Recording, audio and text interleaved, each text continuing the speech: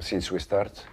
The way we want to play, the way we want to install our style is working quite well, even if it's still very early and we have many things to do better. What have you enjoyed most since coming into this new club, new environment, new job? The football side, the pitch side, that is the things that I like most in terms of work every day, training session, and is the one that I'm very keen. And you talk about the pitch side, Yeah. but obviously off the pitch, there's a lot of importance, a lot of attention goes to that. How have you found that part? Because obviously this is a bigger job than you've been used to, and that pressure and the attention. How have you managed to deal with that so well? Yeah, as you said, especially at the beginning, there were many noises around the club, but I always said that if you want to be focused on that side, you waste energy. The most important thing is what I can control. That is, as I said, the pitch side, and I was just focused on that, and I think is the main part for me. You do have control though off the pitch as well. You know, because what you do say can have big impacts on individuals, but also on the club as a whole and yourself. Yeah, but probably it's a consequence of what you do inside the pitch, and then you can calm down the noises outside the pitch. Because if you do the right thing inside the pitch, probably everything around the club calm down, and and it's better for everyone. What have you found the big differences? Because obviously your journey, academy football, obviously then after that coaching at higher, but also then Leicester and coming here. What are the differences between academy and the first team? For me, you have two different ways to try to deal with them in terms of if you treat them as a kids, probably you don't help them because you need to help them to grow. And if you treat them as a man, probably it's still too early because they are still young, 20. So you have to find the right balance. But the way to help them for me is just to show them the reality that probably when they move from the academy to the professional, it's not the same environment. And you're looking at your time here so far, short time, and not many games, not even halfway through the season yet. Are you ahead of schedule of where you expected to be or where? Yeah, for sure. In terms of the way we are playing on the ball and off the ball, because many times when we mention the way we are playing, people think on the ball, but also off the ball, I think we try to change many things, and we are ahead of my expectation for sure. Well, we'll get into that, I'm sure, later on. But this is a nice little, we're top of the league here for youngest team in the league. A big difference between the 2 years. first and 2 years. Like, was that something that you identified before you even came here, and that maybe excited you because you know this age group? I knew how young was the squad, but the first time I met the club, I was very excited, especially because last year we faced Chelsea in FA Cup, so I watched many Chelsea games to analyze, and I always thought that the squad is very good. No matter the age, they are good players for sure. The age count in terms of experience, but you can build something important with this age. Is it easier to coach younger players, do you think? You've been around older players while you've coached. What do you find, or do you enjoy coaching younger players more?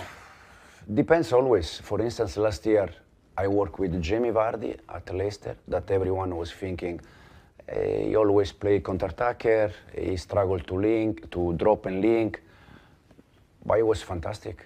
So probably it's not about the age, it's about how is the person. You can have 25 or 30 years old or 20. If you want to learn and you are open-minded, you can do it at any age, like Jim in this case. But probably with the young, because they are so young, they want to learn a bit more. Always open ears to listen. Well, let's look at your in possession, the way you guys are, your tactical setup. I've been really impressed, like you said, with the ball, but also without the ball, the way that you guys have a really defined shape. And you can talk me through it here. You start obviously with a back three, but these guys are very important. But that pivot position there, obviously very important for the way you guys play. Yeah, they are very important for many reasons. First of all, because they give us balance, but also if you stop now, the idea is if they are in the right position, that for us they have to be in behind these two players, because we are already 3 players there. So if they are in behind, between the lines, they can receive the ball, like in this case. But also sometimes, even if they don't receive the ball, they can attract one of these two guys, and that means that probably we have space with Malo, Gusto in this case, or exactly, or with Cole to allow him to have a little bit more space. So this position, for sure, it's very important on the ball and off the ball. Also because, as you can see the picture, in case we lose the ball here for any reason that we can lose the ball, they are 1, 2, 3, and 4 against 3. So they are also important in the moment that they lose the ball, how we adapt and defend in that moment. Great. And one thing I wanted to touch on here in this shape. Normally we see fullbacks in recent years that are inverted into these positions here. Yeah. But in your case, your fullback is playing very high, almost like a number 8/10. What is the no, first of all, it's for the dynamic, for the skills of the fullback. In this case, we have fullback that is Malo Gusto. We also use Marc Cucurella against Bournemouth in the pocket, attacking midfielder, and they can do that. They can do that. And the other reason is, in our case, because in this moment we found two proper old midfielder. Probably we don't need to bring fullback inside here. Yeah. So because we keep them in that position and we move in the pocket attacking midfielder. Also, moving from here to there, also you can a little bit surprise this player because especially in this game, we contact with the Malo arriving from here and he was watching the action in this side. So he came from this side and surprised a little bit. Create 2v1s. Exactly. This is the goal. Yeah. What I like as well, what I see here with the guys, you tell me, but moving out here, staying out wide here, attracts these guys, brings them here, and it's creating beautiful spaces for a mobile runner to get in and get around, you know, and get into those pockets there. Is that the aim of this? Yeah, absolutely. But especially if you stop here.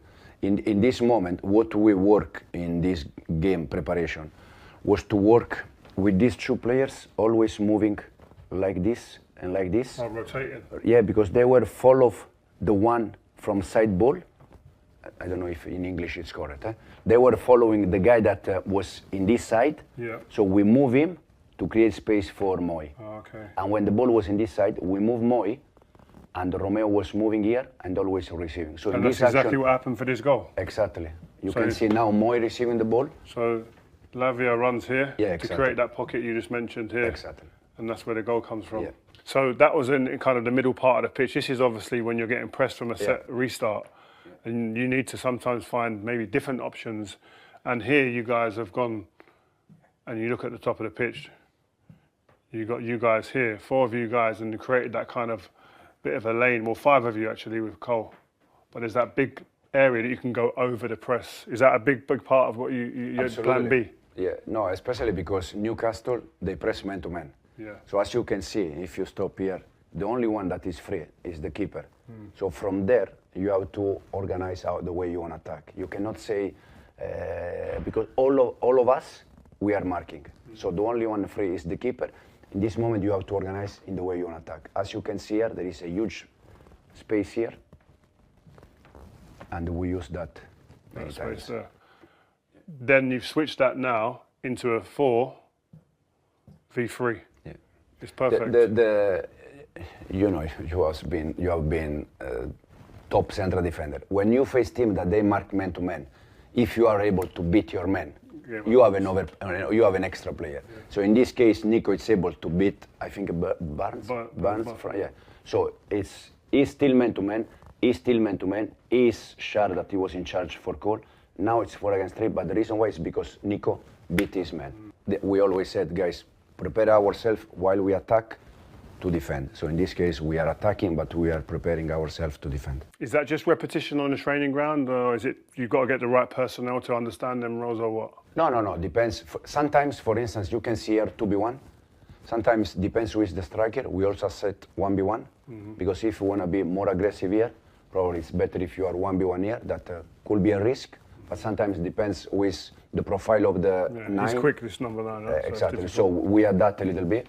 And we try always to see the other team when we attack, how many players they leave higher, and to try to match them. Here, again, we spoke about the importance of two of your guys in the top 6 in terms of tackles. That role there is becoming more and more important in the modern game. Rodri took the Ballon d'Or, best midfielder in the world. What do you identify as the key components for this player?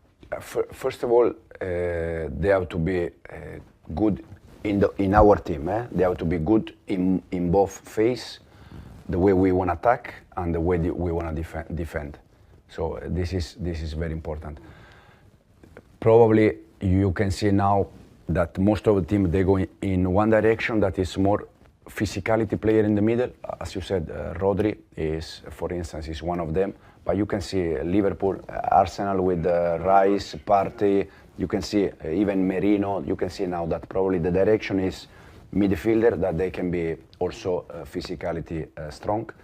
And then depends a little bit also at the game, because sometimes you can go inside with the player. When you go inside with the fullback, for instance, Malo Gusto, probably physically you are not so strong like when you are with Caicedo and Lavia. So it depends a little bit the game plan. Cole Palmer.